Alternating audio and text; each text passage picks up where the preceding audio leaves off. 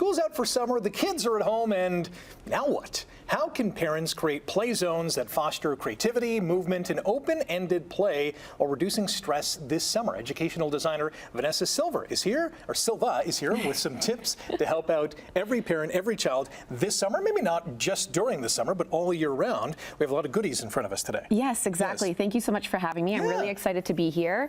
You know, the summer break often causes a big shift in routines for families, and parents find themselves juggling so much between work and household tasks and then the kids and caregiving, and then they hear the dreaded words of "I'm bored," and it adds another sense of pressure in terms of having to constantly keep their children entertained. But being bored isn't necessarily a bad thing. It creates opportunities for children to be creative and problem solve. It also builds resilience, but it does take the right environment to ensure that their imagination is fostered. Right. I can't tell you how many times I said to my mom during the summer, "Mom, I'm bored. What do I do?"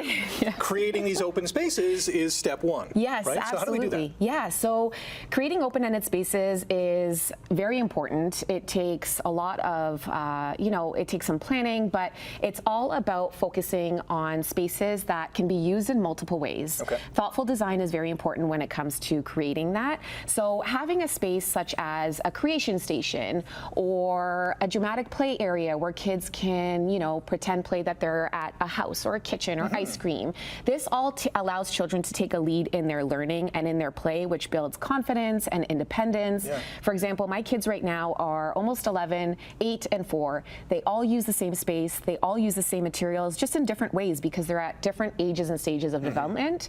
And they can all enter play, experience success, which is what I aim for when I work with all of my clients. It's important to get kids involved in this process as well in creating these stations. Yes, absolutely. Getting your kids involved is important because it gives them a voice. Whether it's just understanding what their favorite toy is or their favorite color and including that, it allows them to have a sense of pride and ownership in their space. It also allows you to ensure that their interests are being reflected in the space. You want their high interest activities in that space because that's going to get them to want to be in there. That's the whole goal.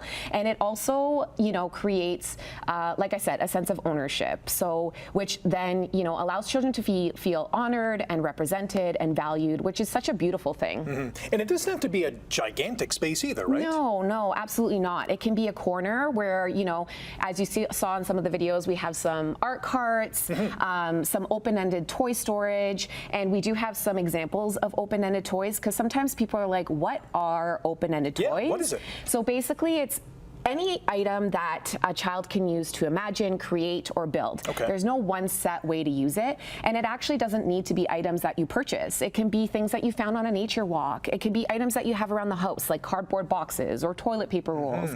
But I do have some additional examples here, and this is straight from our personal playroom. So some blocks, some figurines and animals. These are magnetic tiles, which, as I mentioned before when we were chatting, I've had them for like 10 years, and my kids use them every day. I do like to include books that inspire children to try things in different ways and be creative and problem solve. I have a sensory swing that promotes self-regulation, which allows children to regulate their emotions when they need it. And of course, arts and crafts. This is my son's comic book. It's a blank comic book that you can purchase. And then they fill it in with whatever stories they want, which is so amazing. And we do often use our play scarves. Again, great for all ages, stages of development, and really creates that sense of creativity, critical thinking skills, and problem-solving skills. Where can viewers get more information on how to create their own spaces? Yes, absolutely. Follow me at Be in Wonder Design, where you can get some inspo on spaces, and I share my life with my 3 kiddos. What's the favorite item on the table for your kids? I would definitely say the magnetic tiles and the scarves. Because they can use their imagination to create things, put on a play or whatever the case is. Oh, they're so creative. One day they created a whole restaurant, and they did a date night for my husband and I, which was really sweet. Wow. So it's really sweet. Did they cook the food and all that too? You know what? They did, but it was made out of wood, and it was all pretend. So but you played along. We made the best of it. All the links on our website as well, chch.com/morninglive. Enjoy your play today.